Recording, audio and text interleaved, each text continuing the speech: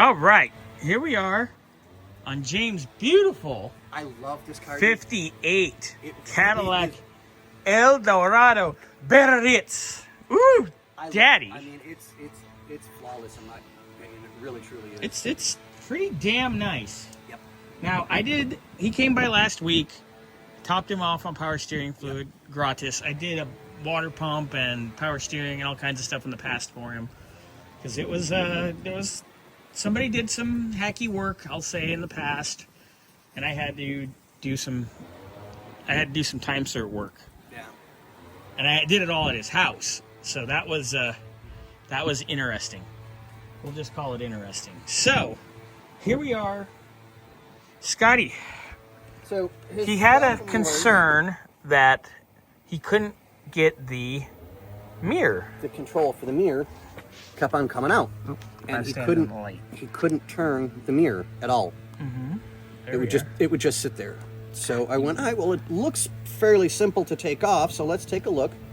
So I undo my 2 screws. That seems easy enough, huh? 1, 2. They go through. The mirror just kind of sits like this on the car. Sits right here. Not an issue. And this goes through the door on a much lower level here. Let me come through on that side. Let me see. Oh, it's pretty. On a much lower level here. And feeds all the way up to the mirror. Yeah.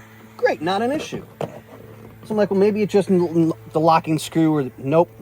It is completely, utterly stripped. So he needs a mirror. Yeah, he needs a mirror. Let's get a good view of that. See if you can get in there. You can see where the teeth used to be. Focus and zoom. Yeah, you can see where the teeth used to be. Oh yeah, that is no es bueno. No bueno. All right, so Scotty's gonna is there a gasket for that? Oh, okay. Yep. So I'm gonna clean up the mirror, clean up the door because there's residue from compounds and stuff like that over the years. So at least make it look pretty. Clean this all up. Clean where my hands have touched, which are clean, but I don't want to leave any residue of anything.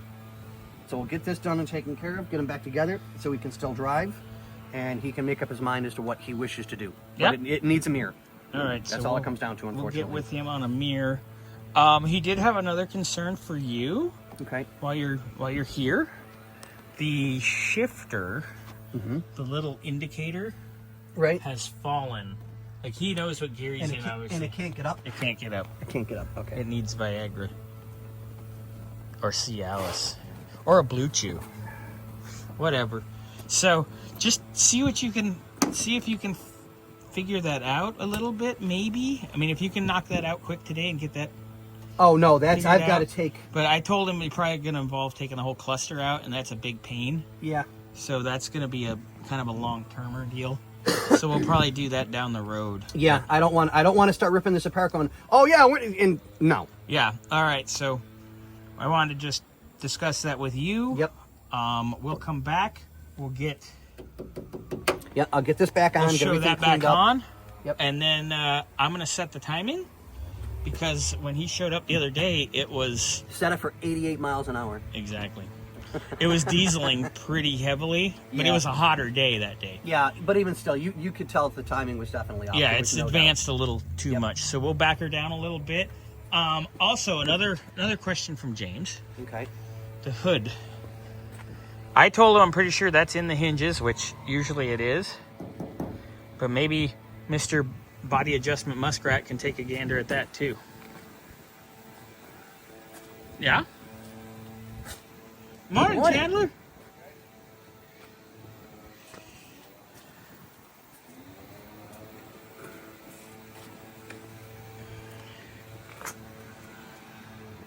Right, hood open.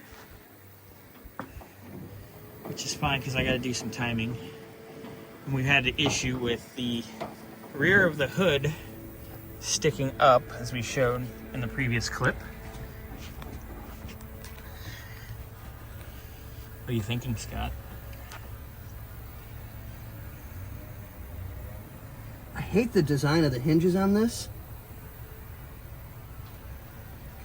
because the way they do it is you've got an L-shaped bracket here that holds it in place. Let me come over to you. Well, you can see it right there on yours. Well, it's better when you have your hands there.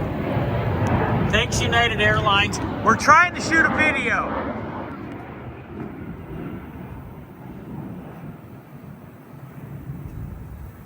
Okay, so you have an L-shaped bracket here.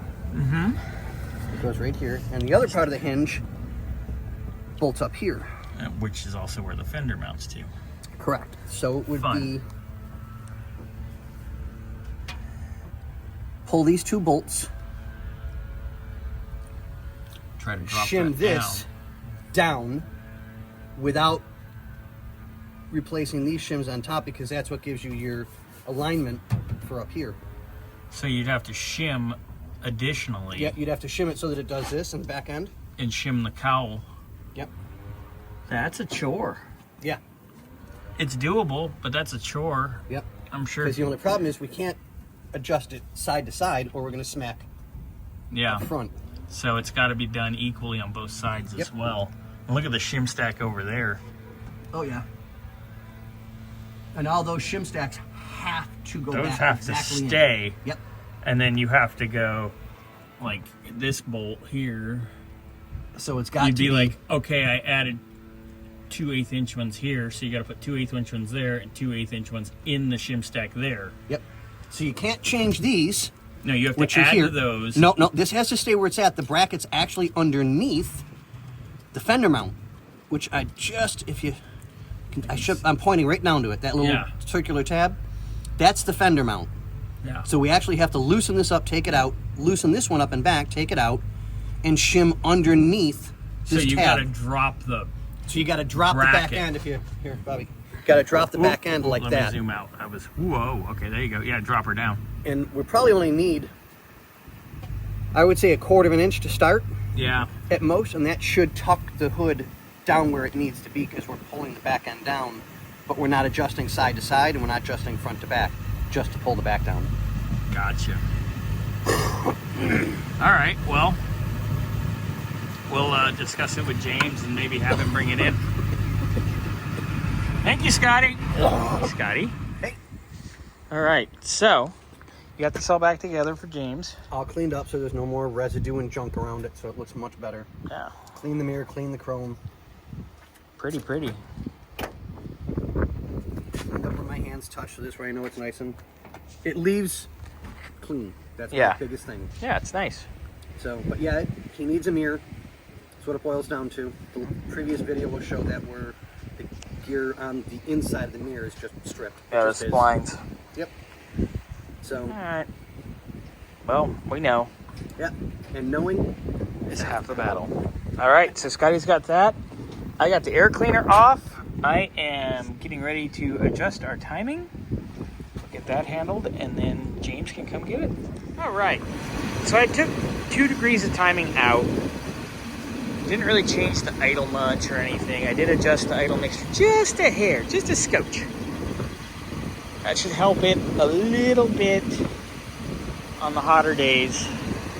Help this baby stay cool. Not only stay cool, but, you know, keep it from dieseling as well.